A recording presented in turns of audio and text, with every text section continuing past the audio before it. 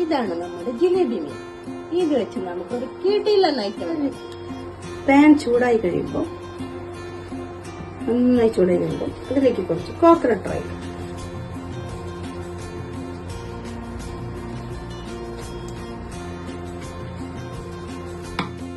അതിലേക്ക് നമ്മൾ നേരത്തെ വെച്ചിട്ട് ഒരു ചെറിയ 2-3 സവാള ആവശ്യമാണ്. വലിയതാണെങ്കിൽ 2 എണ്ണം.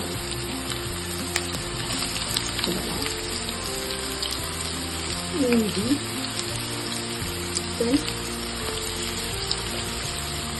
വെളുത്തുള്ളി, ഇതെല്ലാം ഇട്ട് നമ്മളിങ്ങനെ വാട്ടും. പച്ചമുളക് കൂടി ഇടാം കേട്ടോ. 4 പച്ചമുളക് ഇങ്ങനെ പൊടിച്ചിട്ട് കൊടുക്കണം. പിന്നെ കുറച്ച് കറിവേപ്പില,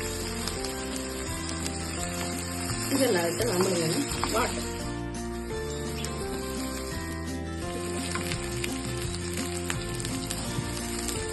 ഇപ്പൊ നമ്മുടെ സബോളയൊക്കെ വാടി തുടങ്ങി.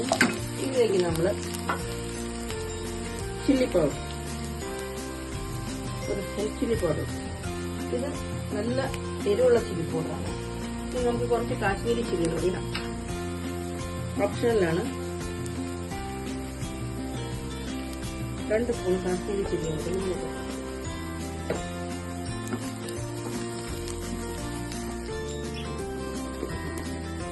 കുറച്ച് മഞ്ഞൾപ്പൊടി, ഒരു 1/4 സ്പൂൺ.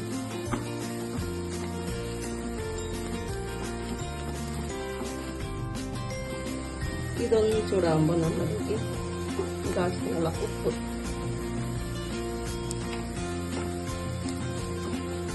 ഉപ്പിട്ടതിന് ശേഷം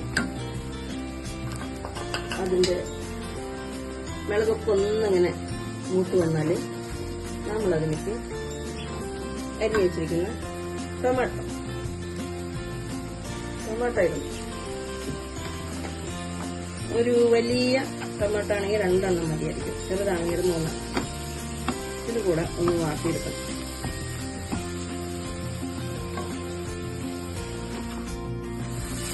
ഇതിപ്പോ ഏതാണ്ട് ഇങ്ങനെ വാടി വന്നിട്ടുണ്ട്. ഇത്രയും മതി. ഇനി നമ്മൾ സ്റ്റൗ ഓഫാക്കുന്നു. ഇതൊന്ന് തണുക്കാൻ വയ്ക്കുന്നു. അത് കഴിഞ്ഞ് നമ്മൾ ഇതിനൊന്ന് മിക്സിയിലിട്ട് അടിക്കും. ഇതിലേക്ക് വീണ്ടും കുറച്ചുകൂടെ കോക്കനട്ട് ഓയിൽ,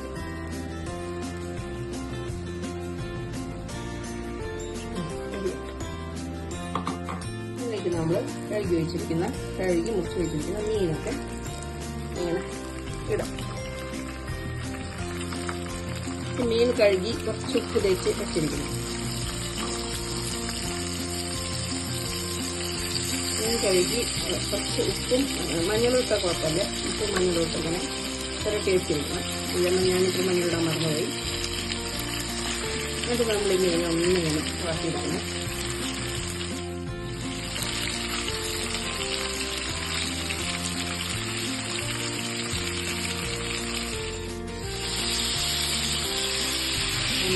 ഇട്ട്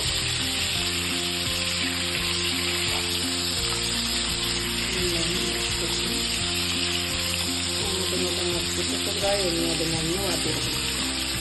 നന്നായി മുരിയൊന്നും കണ്ടില്ല.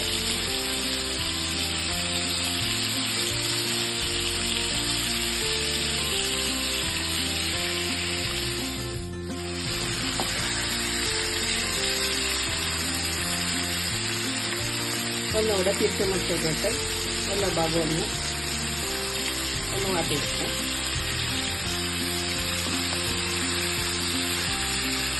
നോൺ സ്റ്റിക്ക് പാത്രമാണെങ്കിൽ അടി പിടിക്കാതെ. നമ്മൾ നമ്മുടെ മീനെയൊക്കെ ഇപ്പം ഏതാണ്ടൊന്ന് വാടിയിട്ടുണ്ട്. അപ്പം നമ്മൾ ഇതിനെയൊക്കെ എടുത്ത് മാറ്റി വയ്ക്കും.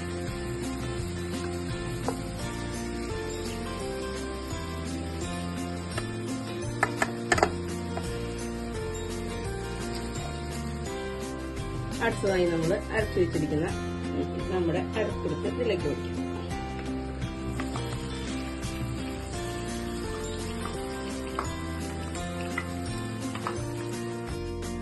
നമ്മൾ ഒരു ഗ്ലാസോളം വെള്ളം കൂടെ ഇതിലേക്ക് കഴുകി ഒഴിക്കാം. ഇപ്പൊ ഇങ്ങനെ വെള്ളം കൂടെ ആയാൽ ഇത്ര ഉണ്ടായിരിക്കും.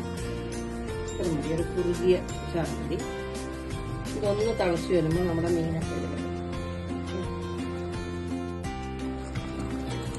ഇതിന്റെ ചാറ് ഇങ്ങനെ തിളച്ച് വരുമ്പോൾ ഇതിലേക്ക് നമ്മൾ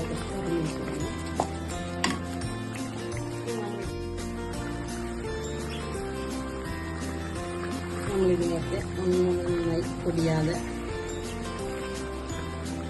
നന്നായി തിളപ്പിച്ചെടുക്കണേ.